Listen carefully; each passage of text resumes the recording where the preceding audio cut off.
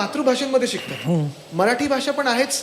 मराठी अनिवार्य करणारं सरकार हे आमचं एकमेव होतं, ज्यांनी फक्त SSC मध्ये नाही तर ICSE आहे, CBSE आहे, IB आणि IGCSE सारख्या इंटरनॅशनल करिक्युलममध्ये देखील मराठी आम्ही अनिवार्य केलं होतं. पण कुठेही वाद निर्माण न करता केलं होतं. तसंच पौष्टिक आहार देणारं आमचं सरकार पहिलं होतं शाळेमधलं. शाळा चांगली इमारत म्हणजे नुसतं शाळा बंद पडणं हा एक विषय झाला, ती दुरुस्त करून सुरू करायला पाहिजे. पण शाळेचा दर्जा काय असायला पाहिजे, वर्ग कसे असायला पाहिजेत, बाथरूम कसं असायला पाहिजे, हे दाखवणारा मार्ग दाखवणारं आमचंच एक सरकार होतं. तर ह्या वादाच्या पुढे जाऊन तुम्ही महाराष्ट्रात राहणाऱ्यांसाठी काय निर्माण करतात, कसं सरकार चालवतं? तुमच्याकडे मराठी भाषांच्या मराठी भाषिक शाळांसाठी मराठी शाळांसाठी तुमच्या डोक्यात काय रिवायवल? उत्तर सांगू? जी गलती लागली होती आणि वर्षानुवर्ष आम्ही ऐकायचो की आता महानगरपालिकेला 30,000ची गलती लागली, 40,000 मुलं जाणार. आम्ही जेव्हा हे CBSE वगैरे आणलं आणि मराठी अनिवार्य केलं 10वी पर्यंत, त्या वर्षापासून पहिलं वर्ष तसं होतं जिथे पूर्ण हे रिव्हर्स झालं आणि 4,000 सीट्ससाठी 10,000 विद्यार्थ्यांनी ऍप्लिकेशन दिलं होतं. आम्हाला लॉटरी काढायला लागली होती. तुम्ही कामातून हे सगळं बदलू शकता ना. पण मराठी शाळांना जाणारा एक आणि दुसरा आरोप याच अनुषंगाने तुमच्यावरती केला जातो की तुम्ही मराठीचा मुद्दा म्हणतात, पण ठाकरे घराण्यातली सगळी मुलं मराठी शाळा इंग्रजी शाळा आरोप भाजपकडनं केला जातो, शिवसेनेकडनं केला जातो. त्यांची सगळ्यांची मुलं कुठे कुठे जातात? यादी तर आली होती, सगळे परदेशी शिकतात आणि चांगलं शिक्षण घेण्यात काही गैर नाही आहेत. अजून काही शिकण्यात काही गैर नाही आहे. उलटं आम्ही महानगरपालिकेचं शिक्षण देखील ह्याच दर्जाचं आणत होतो जेवढं प्रायव्हेट शाळेचं आहे. म्हणून तर तिथे एवढे लोक आकर्षित होत आहेत. बरं, आपण जे आत्ता भाषेत बोलतोय शुद्ध मराठी आहे ना? बिलकुल. मग अस्खलित मराठी जर मी बोलत असेल तर भाजपला काय त्रास आहे मी कुठच्याही शाळेत गेलो तर? त्यांचं म्हणणं की आपण शिकताना मात्र माझी डिग्री खोटी नाही, जर्मन माझी डिग्री खोटी नाहीये, मी एवढं तुम्हाला सांगू शकतो. नाही, आपण शिकताना फ्रेंच जर्मन शिकायची आणि मग हिंदीला इथल्या मातीतल्या भाषांना असा त्यांच्यावर आरोप वारंवार केला गेला. ही देखील भूमिका मी स्पष्ट करतो. राजसाहेबांची पण तीच होती, उद्धव साहेबांची पण तीच होती, म्हणून आम्ही एकत्र आलो. इथे 3 भाषा ह्या सगळ्या शाळेंमध्ये शिकवल्या जातात. महापालिकेच्या शाळेंमध्ये तर 8 वेगळ्या भाषा शिकवल्या जातात. त्याच्यात मराठी आहे, इंग्लिश आहे, सेमी इंग्लिश आहे, तमिळ आहे, तेलुगू आहे, उर्दू आहे, हिंदी आहे, गुजराती आहे, कन्नडा पण आहे. मला वाटतं 9 भाषा शिकवल्या जातात. सेमी इंग्लिश हा एक वेगळा प्रकार आपल्या शाळेत असतो जो हे असतो. पण हे सगळं होत असताना तिसरी भाषा हेच आमचं म्हणणं आहे. तुम्ही पहिली ज्युनियर KG पासून जी सुरू करता ते मातृभाषेत सुरू करता किंवा एक भाषा निवडता, मग ते माध्यम असतं तुमचं. दुसरी भाषा येते ती साधारणपणे पहिली दुसरीमध्ये दुसरी भाषा येते आणि तिसरी भाषा जी इंट्रोड्यूस होते ती 5वीत येते. आता ही तिसरी भाषा ही हिंदी असावी की मराठी असावी की जी काही असावी की फ्रेंच असावी, ही विद्यार्थ्यांनी पालकांना निवडू द्या. तुम्ही कोण लादणार आहे आमच्यावर? आणि तिसरी भाषा ही आम्हीच का शिकावी? दक्षिणेकडे जेव्हा हिंदी इम्पोजिशनचा मुद्दा येतो, हिंदी सक्तीचा मुद्दा येतो, तेव्हा तिथे सगळे राजकीय पक्ष एकत्र दिसतात. आपल्याकडे मात्र तो मुद्दा होताना दिसत नाही. 2 महत्त्वाचे तर आलेच. आणि आम्ही इम्पोजिशनच्या विरुद्ध आलोय, भाषेच्या विरुद्ध नाही आलोय. बिलकुल. मी हिंदी सक्तीच मुद्दा वापरला. हिंदी सक्तीच्या विरोधात तुम्ही एकत्र तिथे आलात. जी दक्षिणेकडे आपल्याला एकी दिसते किंवा दक्षिणेकडे जो भाषिक कडवटपणा दिसतो तो आपल्याकडे दिसत नाही. बघा, प्रत्येक राज्याचं एक सोशल फॅब्रिक वेगळं असतं. आज तुम्ही पाहाल तामिळनाडूची जी प्रोग्रेस आहे ही फार चांगली आहे. म्हणजे आज तुम्ही तिकडचे इंडस्ट्रीज पहा, तिकडचं पर्यावरण पहा, खूप चांगलं काम चाललंय तिथे. केरळामध्ये एक्स्ट्रीम पॉवर्टीतून बाहेर येणारं पहिलं राज्य आहे, लिटरसीचं पहिलं राज्य आहे, भाजपला न निवडणारं हे अजून एकमेव राज्य आहे. असूही शकतं.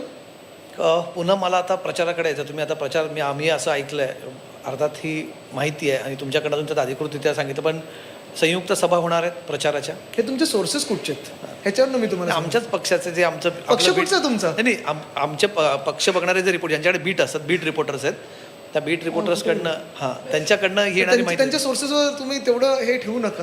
तुम्हीच त्यांचे सोर्सेस आहात असं आम्हाला कळत नाही. बघा, अर्थात आम्हाला पण तरी सुद्धा संयुक्त सभा होणार आहे. जशा राज ठाकरे उद्धव ठाकरे एकत्र सभा करणार आहेत, तसे अमित ठाकरे आदित्य ठाकरे एकत्र सभा करणार आहेत. मला वाटतं सगळंच काही आत्ता लगेच सांगू नाही शकत. पहिली गोष्ट म्हणजे आत्ता आजचा महत्त्वाचा दिवस आहे. जसं आज 2 पक्ष एकत्र आलाय, एक चांगलं मनोमिलन झालंय, खेळीमेळीच्या वातावरणात सगळं काही सीट शेअरिंगचं पार पडलेलं आहे. आता महत्त्वाचं हेच आहे की जसं मी तुम्हाला सांगितलं ना की ही जी युती आहे ही महाराष्ट्रासाठी आहे, देशासाठी आहेच, मुंबईसाठी आहे, प्रत्येक शहरासाठी आहे, भूमिपुत्रांसाठी तेवढीच आहे.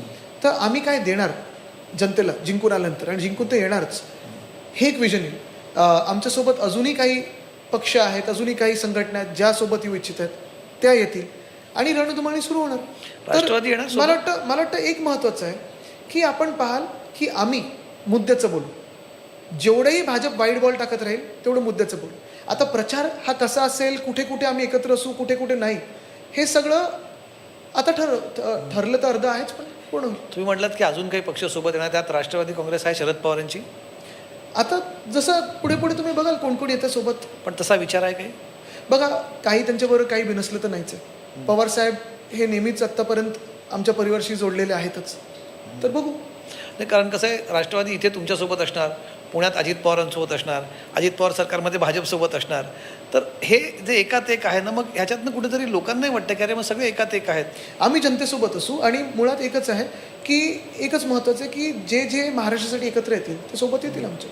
पण शरद पवारांच्या पक्षासोबत काही चर्चा सुरू आहे, बोलणी सुरू आहे? आता काही काही गोष्टी आपल्याला कळत राहतील पुढे. ते तुम्ही दुसऱ्यांच्या पक्षाबद्दल मी सांगू नाही शकत. नाही, पण ते तुमची युती त्यांच्यासोबत असणार आहे का? कारण असं म्हटलं जातं की कुठेही काही अजून ठाकरेंच्या बिनसलं युतीसोबत नाही, पवारही कुठेही काही असणार. तुटलं नाही, ते पण महाराष्ट्रासाठी लढतच आहेत. पवार साहेब देखील लढतच आहेत महाराष्ट्रासाठी.